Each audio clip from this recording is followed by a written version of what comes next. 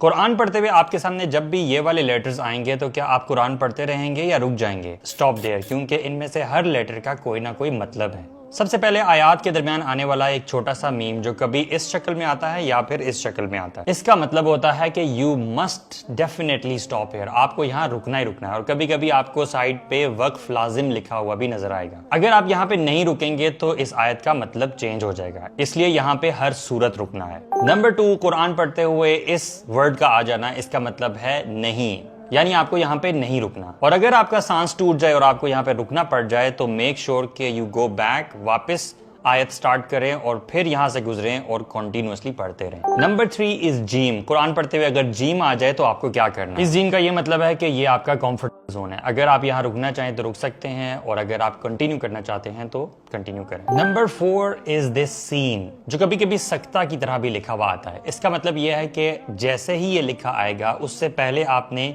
छोटा सा momentarily pause लेना है, लेकिन सांस को तोड़े बगैर आपने अगला वर्ड भी अदा करना है। जैसे कल्ला बल रौना अला कुलूबिहिम, और जैसे वकील मन राको।